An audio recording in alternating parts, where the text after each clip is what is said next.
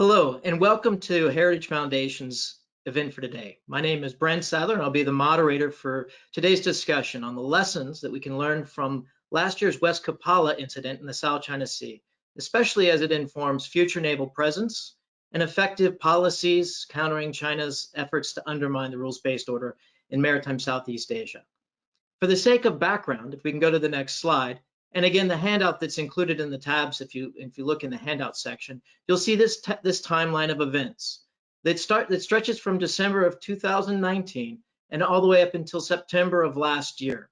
A series of military as well as diplomatic initiatives in Southeast Asia, centering on the incidents and events of the West Capella survey operations chartered by the national company of Petronas in Malaysia. And with this, I will now like to turn into a polling question to kind of set the stage from you, our audience, perceptions. The key question is, before we move into today's discussion, is, has the Navy up until now played a positive and an effective role in South China Sea? I will give you a few moments for your answers to come in, and then we'll move into introduce our keynote speaker for today with a lot of firsthand knowledge of the region and of this incident in particular. All right. I think at this point, we'll go ahead and conclude the poll. And as you can see, pretty much an overwhelming yes response. And with this now, if I can ask General Stebble to join me on screen, I'll give you a little bit of background about today's guest speaker. Has a lot of firsthand knowledge and experience stretching back many years in Eastern Asia and Southeast Asia specifically, starting with his last operational tour as an Air Force senior officer as a wing commander in Misawa, Japan, from 2008 to 2010, followed this with a stint as the senior defense official and defense attaché in Beijing from 2011 to 2013, which was then followed by his last tour in active duty at the Joint Staff, advising on all issues involving the military in Asia. After retiring from the Air Force, he then moved on to Hawaii, where he was the director for the China Strategic Focus Group, directly advising not just the commander of Indo-Pacific Command, a four-star admiral at the time, but also the wider interagency across the US government back in DC, with frequent calls for information and travel for very high-level discussions and dialogues. His most recent assignment out of, or returning back to government service, was as the Assistant Secretary of State. And his experiences and observations from this time will be key in today's discussion. He was the Assistant Secretary of State for East Asia and Pacific Affairs. Before I turn it over to the General for his prepared comments, I also want to, for the audience, the discussion today will be moderated by myself. I have a few questions already that have been submitted, and I will then look and I will gather your queries and questions as we go after the prepared comments. Over to you, sir. Hey, thank you for the introduction and the opportunity to elucidate on an event that, frankly, I don't remember very well. And that's going to be my first point, is the interagency coordination on this, the work we did between state and defense on getting to this point where naval presence was a key factor in resolving this issue was effortless. And I think that's a great point, and it's a great contrast to how things have gone in the past, where there have been episodes of micromanagement rather than what I call detached mutual support and interagency coordination. So that's the first point, is when you raise this, I had to actually go back and read a little bit on it and say, oh yeah, I remember that. But mostly at the time we were focused on COVID.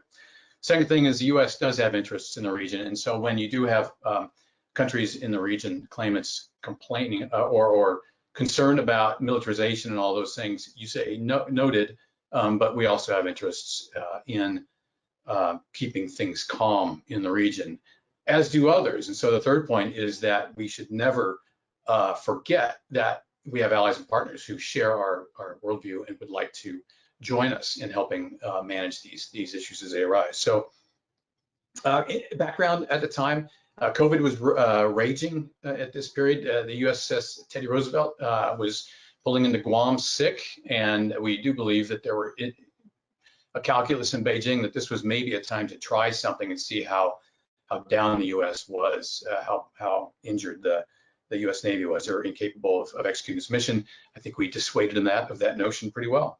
5 years prior to that, we did the Chinook oil rig in Vietnamese waters, doing about the same thing.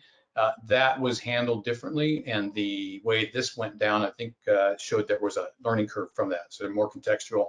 And finally, look at the geography on this and where this took place.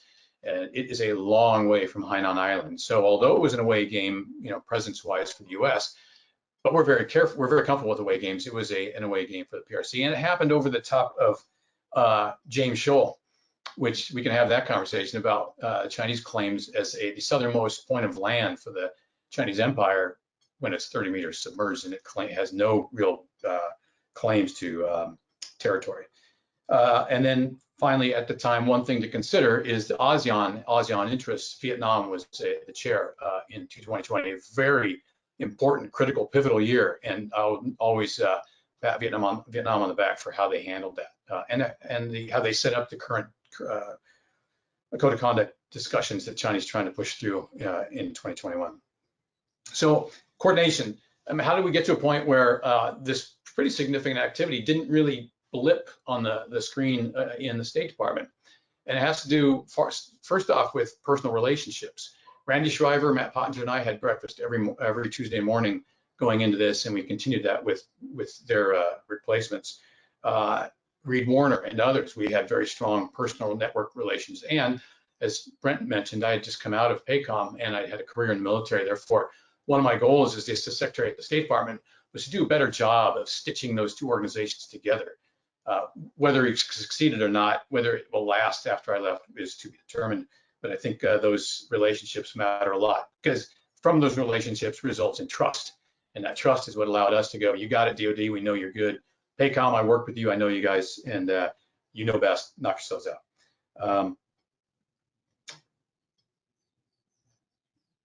I'll leave it at that. On U.S. interests, with or without the request of claimants, the U.S. has interests in both the ability for the U.S. Navy to actually operate in the region, to transit the region, and then there's also the trade interests involved. And so we need to get our heads around working with ASEAN, especially with the South China Sea claimants, to understand that we too have interests. And then that message will resonate in Beijing to say, because they say, hey, you guys, let's divide the Pacific and Hawaii. You guys got the East, we'll take the West. No, we have interests. We're a global power, and therefore we will be there.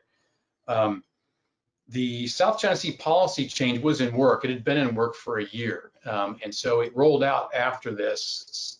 There are those who would say that the timing was related. It was not. Would have been very fortunate had the timing actually preceded, had we actually rolled out that policy change. That would have been a good acid test for whether PRC understands the impact of that. But I will say, in hindsight, we've seen no more of this sort of activity. Chinese, that I can recall of Chinese swarming other countries' activities and claims and the rest. So, to the audience, I would ask your thoughts on whether the July change on the U.S. position on maritime claims in the South China Sea, which now comport with the 2016 UNCLOS ruling, pretty simple task, although it wasn't simple to execute. By aligning that, what has been the impact been in the region? In my experience, from what I've heard from our counterparts, it was a very welcome change, and it has enabled them to stand up for their own interests, which is what was the goal, actually. On that, we can also talk about support, rhetorical support. When the U.S. makes a policy move, or when we send increased posture in the region, we would love to hear our friends and allies and those who benefit from that activities, say, yeah, we agree, thank you. That has not been the case over time. We hope it will increase. Again, during the ASEAN chairmanship of Vietnam, we got a lot more of that support. We do hope that trend continues in this year. Finally, allies. One of the discussions on this is U.S. Navy region, how does it compare with the PRC? Remember, in the eastern and southeastern maritime regions, that is where the PRC is strongest. That's where the PLA Navy is strongest. That's where they have the forces concentrated. We are a global power. We spend a lot of time in the Middle East. You mentioned the rebalance. It's been 10 years now since we said we're going to rebalance. We're still trying to make the number one priority the number one priority. And you've heard Admiral Davidson come online recently, encouraging DOD and the Beltway to actually live up to that commitment. It's happening slowly. It could be faster. So when we look at our presence in the region, at the top of my day planner, you guys heard me say this before, every month at the top of the day planner, I wrote in big letters, multilateralize. We're not in this alone. And when the US comes in this in a bilateral sense, I think Beijing welcomes that. When we show up with allies and partners, when the UK says they're going to send their combatants to the South China Sea, Germany, France, others, it's impossible for them to resist. So I think that's a good outcome here. Nice. Finally, and I'm running out of power, so I'm gonna have to disappear while you work questions here in a second. Don't forget, allies and partners always take advantage of the fact that our worldview is good. Okay? So start working your questions. I'll be back in about 5 seconds, right? Okay, no worries. So a couple of things just to kind of point people's attention to it, and also General, just to kind of reiterate, the activity that was going on at the time of the West Capella incident, stretching from December of 2019 all the way through to September of 2020, it's also important to call out the elections in Taiwan at this time. You had Tsai Ing-wen, who got reelected, not someone that the Communist Party of China necessarily endears, and her vote, the election was the end of January. And then her inauguration was the latter part of May. So that's in the background and a lot of concern. That is an issue, a potential flashpoint between the US and China and Taiwan that was going around, and a lot of concern as well, while COVID was basically unraveling or coming out. So I wanted to highlight a few other things that were going on in the region. One was the Taiwan. And then now I'll go ahead and turn to the first question. It really kind of gets to maybe dig a little deeper into the effective interagency coordination and communication. What worked, what didn't, and really with an eye to how to do this better, to be more proactive. If there's going to be a proactive policy or strategy, what in your eyes and from your experience on this one could be done better?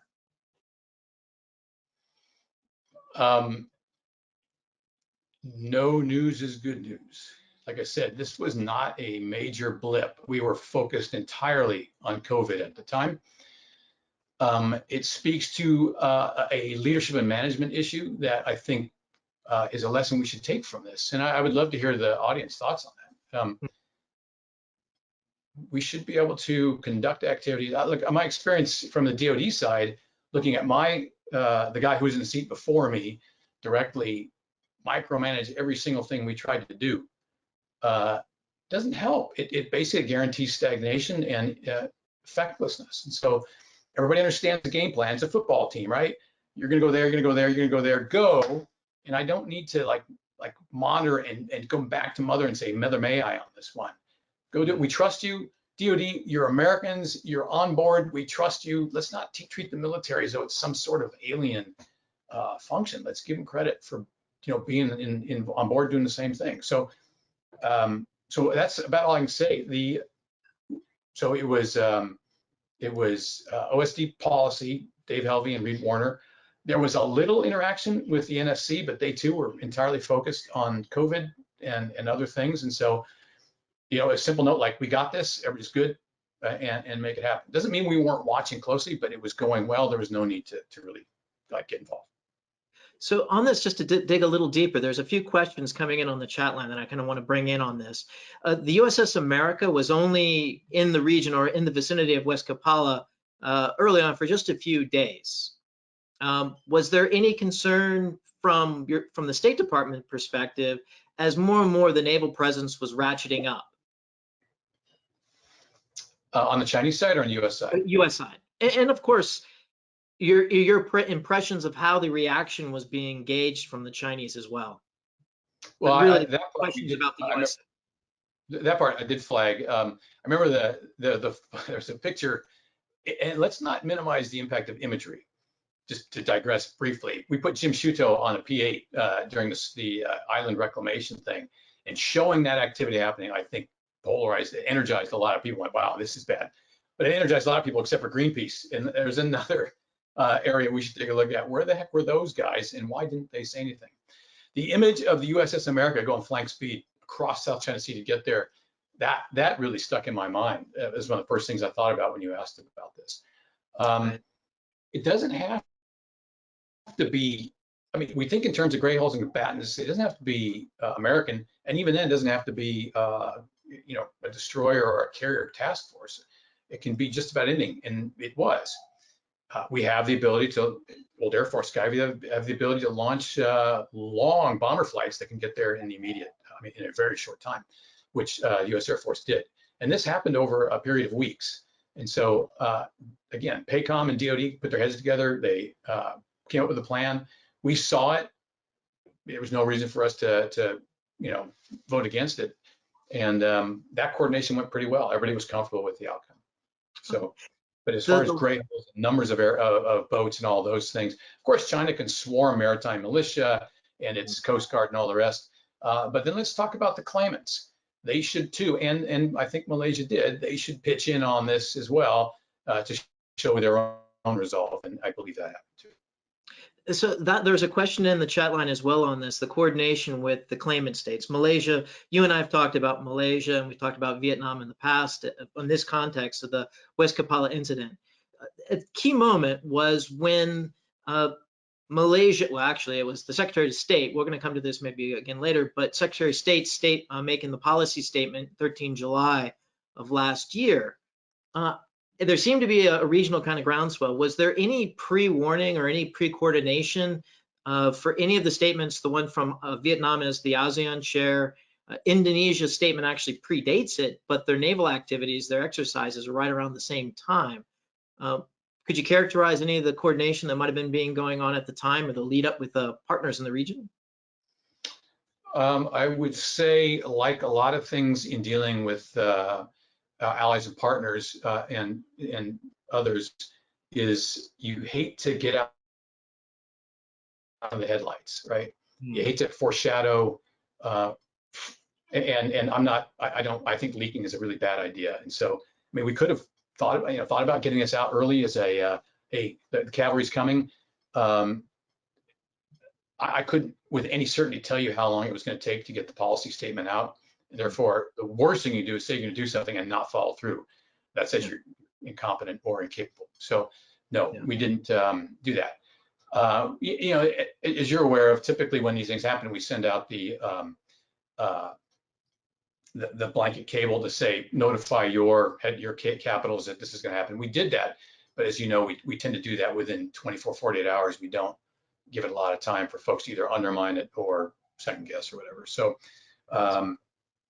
yeah, I mean, there were a lot of surprises. A lot of people were surprised. A lot of people were happily surprised. Same thing when we declassified the 6 assurances for Taiwan and then updated Taiwan policy.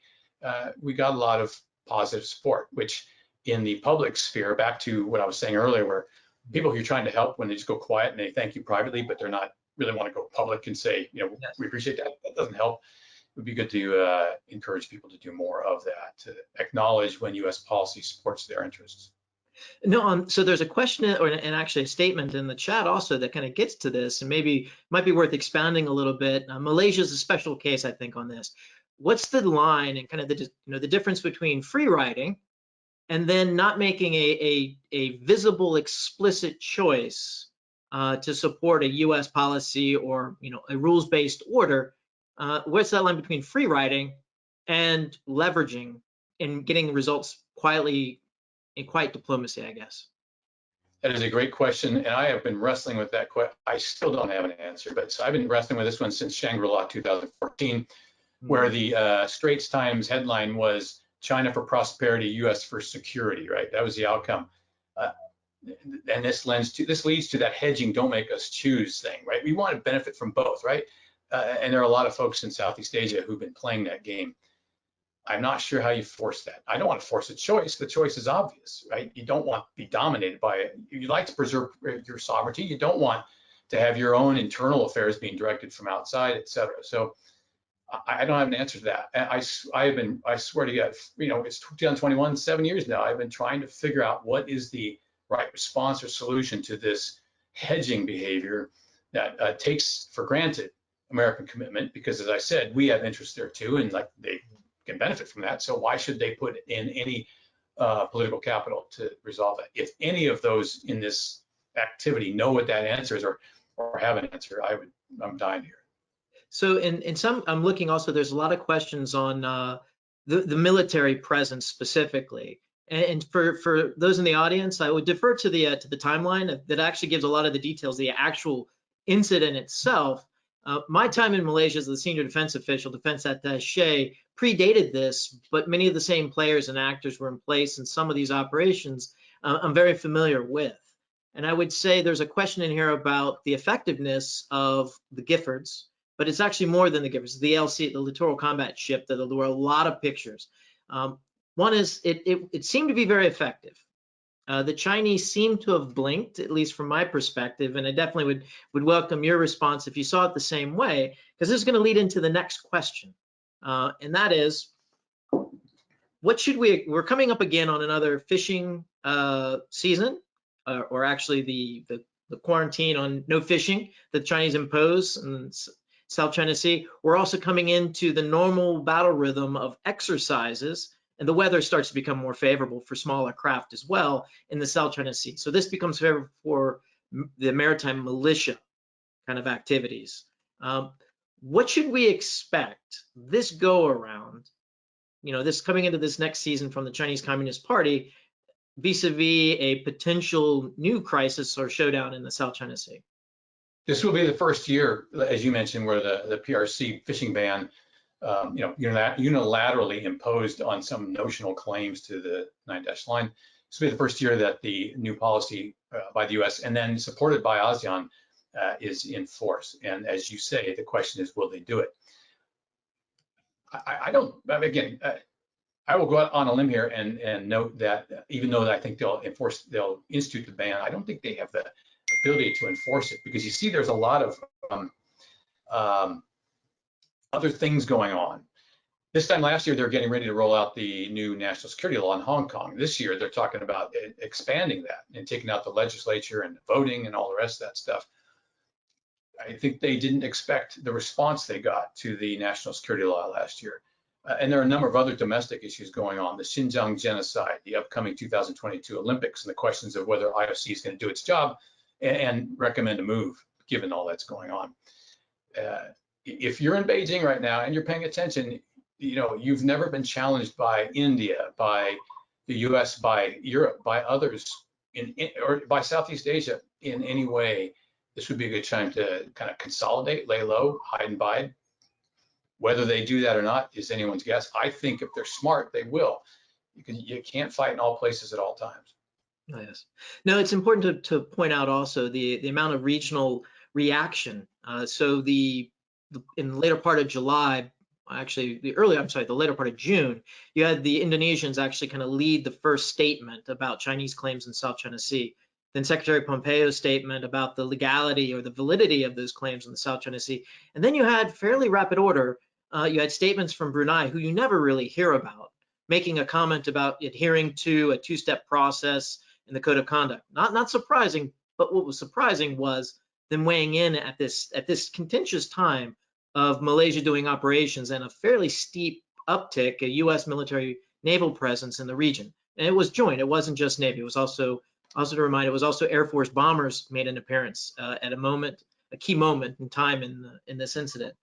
And then you had a military exercise, a very sizable one by the Indonesians that also kind of rounded out the summertime.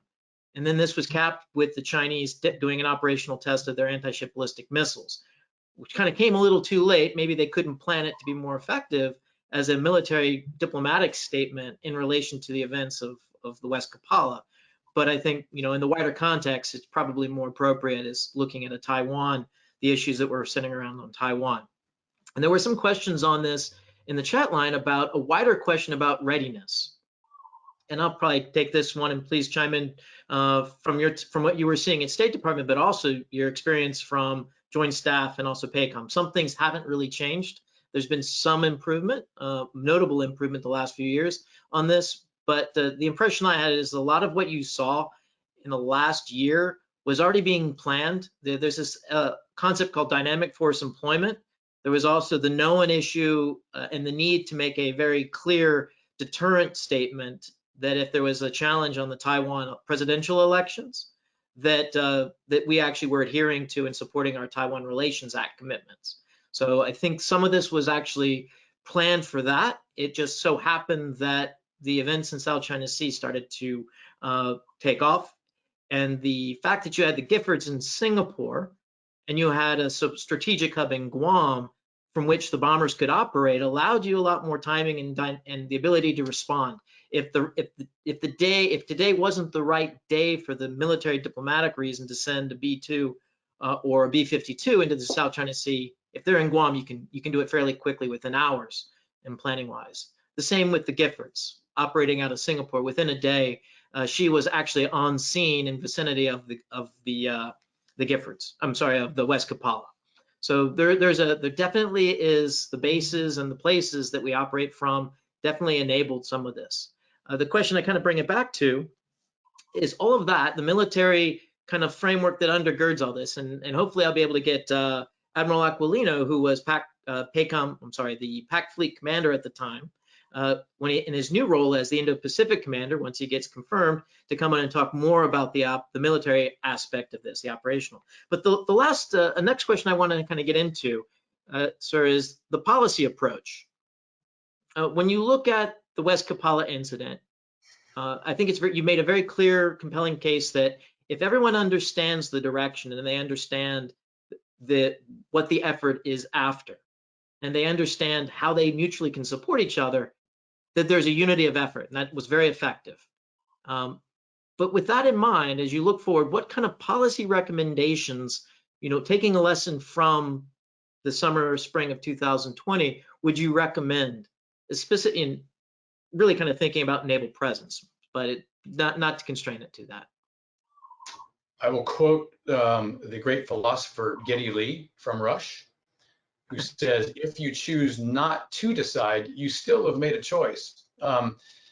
Too often in these policy discussions, and not in developing policy or executing it, we take too damn long and we end up shooting behind the target. And again, one of the great frustrations of my time in uniform toward the end in the Pentagon and before was that we're faced with these challenges, the island building campaign, say, and by the time we came up with a good solution, an elegant solution, it was too late. The whole situation evolved, and our solution was irrelevant. It was relevant a year ago. It is not relevant now.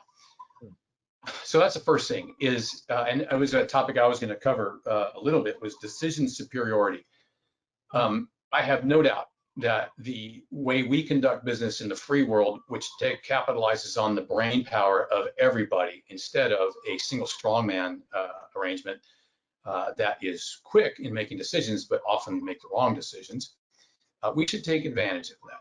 We should design our policy process for speed and not necessarily for perfection. The 80% solution in all these cases is more than sufficient. We just got to, you just have to react. You just got to do something that tells the rest of the world that you're there. Then once the U.S., we always hear about the fact that U.S. didn't lead over the last 4 years. Are you kidding me? I mean, we'll work backwards from genocide determination and COVID and all those things going back. And to this case, by doing what we've done, we give others, ASEAN partners in the region, the space and the cover to do that. So that's the first part. One, make the decision process faster, come up with a policy, apply it universally. You don't necessarily have to adapt it or change it every time. Those things come out in the wash. Second part, though, is continuity. The electoral process, as wonderful as it is, makes it very difficult for an ally to follow along. Free and open Indo-Pacific was a really good idea, and I wasn't involved in that. But it takes the ideas of our Japanese and Australian allies and it uses them. We don't have to drive we don't have to own the airwaves. We can definitely benefit from the wisdom of others, and we should do more of that. And as we adopt policies on things like free and open Indo-Pacific, we get buy-in from our allies and partners. If we change that with a new administration, they're confused, and we take another 2 years trying to figure out, pivot to rebalance to, every time. There's a time to abandon a bad policy or a policy that wasn't working, but if it's working, stick with it. And to the Biden administration's great credit, they stuck with the free and open idea, and they're continuing that. This is not a partisan issue. This is about, being consistent, reliable, and all the rest. So those are the two aspects of the policy. It doesn't have to be perfect, but it needs to be steady, consistent. So it seems there's a question specifically on the military element of this.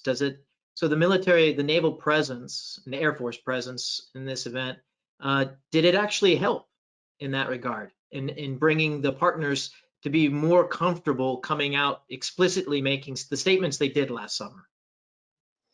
In both regards, both having the capitals come out and support, and then physical actions that support.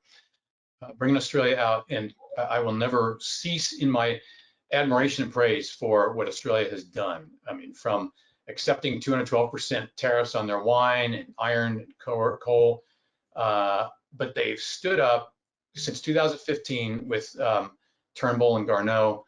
They have stood up and said, enough. We're not going to allow our democracy to be changed and manipulated by the United Front Work Department and by Chinese Communist Party activity.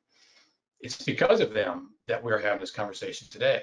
And so, and Australia, there was certain political capital they sacrificed, but they sent ships out as well to join in this activity. That message resonates loud and clear in Beijing. We're simply trying to maintain status quo.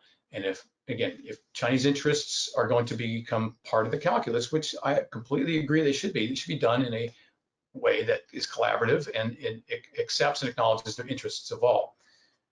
These are things that, I hope all that we're talking about, these are messages they took in Beijing. Yes. So one of the other things that, and again, on the chat line, several, they're on the watching right now, but there's an interesting, I guess, analysis and comparison made to effective approaches and policies being basically a counterinsurgency approach to South China Sea and looking what the Chinese are running as an insurgency against the rules-based order, and how the military and the diplomatic and increasingly also the economic comes to play. The next question on the chat, does this approach, I guess, continuing to deter, go beyond West Capella? I think what the question is that's being thought of here, being asked is, does this apply beyond survey operations? Could it be Coast Guard operations that become a challenge? Does the model still apply? Okay. Does the Navy presence have, I guess, would it be an effective tool if it's Chinese Coast Guard presence that you're worried about, bad activity of Chinese Coast Guard? That's a whole separate kettle of fish, by the way, as to whether, if the basis, they said 9-dash line maritime is inherent Chinese territory. Therefore, what we're doing here is military operations. We're simply enforcing our own domestic laws. This is why the U.S. policy change following the International Tribunal's ruling is extremely important. This is not internal domestic waters. These are international waters. Therefore, international law applies. And China can't use that excuse that this is, we're just simply doing law enforcement. Yes. Whatever color the hull of that boat is, this is an Air Force guy talking, so Brett, I'll defer to you. I don't care what the color of the hull is. What matters is the activity it's taking. In fact, U.S. Coast Guard, I believe, when called into service during combat, takes on maritime combatant roles, and I think the Navy also does law enforcement activity as well. So it doesn't matter what the boat is. That's a policy decision that needs to be made. And it's a simple one, but it's a rhetorical point. But I think we should make that. Yeah. Counterinsurgency. Look, I tell you, I have an extreme allergy to the Middle East. I got to ask, what are our national interests in the Middle East? In 1974, it was oil access, energy access, and all the rest. It's not just us anymore. There's a lot of other people who have interests in the Middle East, namely China, in maintaining access to energy, which they, of course, need. And therefore, peace and stability in the Middle East is a key interest for them. I would love to have them own that responsibility and send the PLA Navy into the Persian Gulf to maintain that stability, as with others, where we can then focus on our greater interests. And therefore, a language like counterinsurgency takes us back to the last 20 years of necessary, but in a great power competition, less relevant activities. So I would prefer to put this in terms of a more active vice reactive policy to say, no, we are going to assert our interests, not even reassert, we are going to assert international law, non-coercion and all those things in a policy like a presence to push back on Chinese excessive claims, aggressive activity, and the rest. So, although the counterinsurgency model might apply in certain cases, as you know, words matter. When you start taking yourself down that rabbit hole, you end up back somewhere in Kabul, and I don't want to be there. So we're coming to the end. So again, it was very worthwhile analysis was done by Hunter Stiers a while back for Navy when I was still at the headquarters at the OpNav to kind of view the situation such to inform the construct, the approach, and also look at future capabilities. But your caution about calling it that, calling our activities a kind of a counterinsurgency does carry some luggage, some baggage, if you will, that we also need to consider. The last question, and this will have to be the last question before we kind of wrap up. There's a question. So the Communist Party of China has determined that their oil rigs doing exploration like our warships are considered sovereign territory, viewing it as territorial integrity, for example, or sovereignty. How does this change or make the potential for crisis sharper, or does it not change things dramatically? On this, I'm trying to take things back to their most basic, because that's I'm a basic guy. One of the things we did in our messaging campaign, and my number one goal, priority in the job was messaging, was getting the words right, is we use the words empty promises and empty threats. And this is an empty threat. Look, if threats cost you nothing, getting called on your threat, if you make a threat and you don't follow through, that costs you a lot in terms of credibility. That doesn't seem to matter in Beijing. Okay, fine, but nonetheless, they are very good at putting markers out there and then forcing you to say, there's risk involved, but you got to call them on that. And so this idea of sovereign immunity for oil rigs, that's a simple maritime law issue, right? If it's a combatant, then it of course comes with sovereign immunity. That's understood globally, but to make this additional extra claim with the threat that says if you do something to it, then we will, exert sovereignty. I think just get a couple maritime lawyers out there to debate it in the open space, and I think it'll quickly come apart. Call them on the empty threat and move on. And they're fine about that. They're not gonna die on that hill. They're gonna allow that one to go and they'll try the next one. So, call them on the empty promises when they say China will continue to reform and open its markets. Pick an empty promise, call them on the empty threats too. Oh, yes. No, we did just that.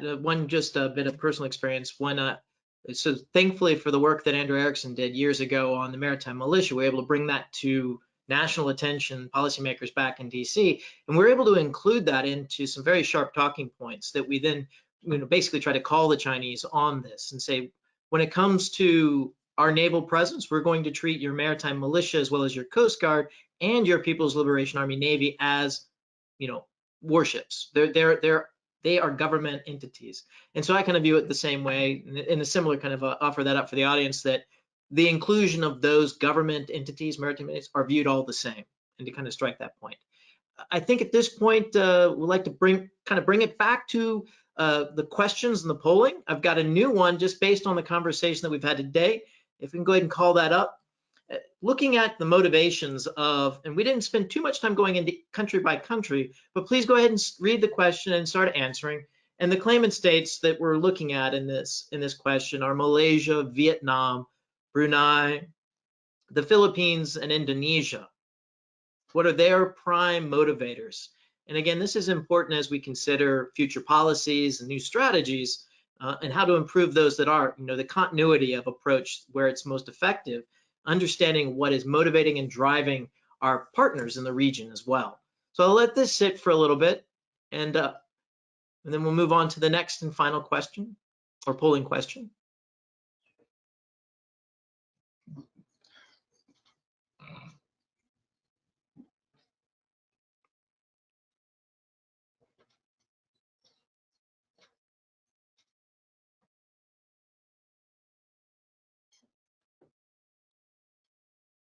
All right, I think I'll go ahead and stop it right there. So Catherine, if you can go ahead and the results on that. Maritime security, maritime interest of the people on the water. And I can attest to some of this firsthand from my time in Kuala Lumpur. issues of safety and physical security of their fishermen as well as their economic rights. The next and the final question, we'll go back to the beginning, and I'll give you a chance to respond to this, General, at the end. The first question that we had today. And to see, go ahead and answer this, let it while it's up. Wanted to see how the discussion today has informed and changed perhaps perspectives on how the U.S. Navy's presence has been effective or maybe not as effective as it needs to be. And I'll let this go for a few seconds as you all make your decisions. And then I'll bring it back, General, if you want to reflect on any of these responses and have any parting comments to make before we close today.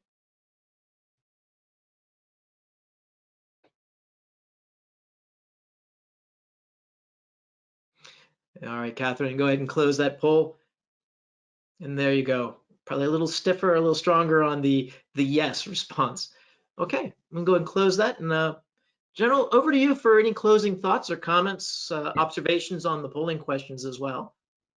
On the regional interests question, I went with economics, but I think the majority was right in terms of just security. You remember the story about Indonesia getting pretty upset about Indonesian workers on Chinese fishing boats just being unceremoniously dumped over the side, and this complete tone-deaf cultural approach that we've seen just inside China as well. So yeah, I think it's a combination of both. The security aspects, you can't have these guys plunking down right off to the shore like in Scarborough and other places, but the denial of economic benefit of something that's rightfully theirs with the law of the sea is also important. So it's a mix, obviously. And the second thing is I would never say anything good about the Navy, not unless forced, but absolutely presence matters. And with this, again, another recommitment to prioritizing the Indo-Pacific as the primary theater and the contest with China as the number one priority.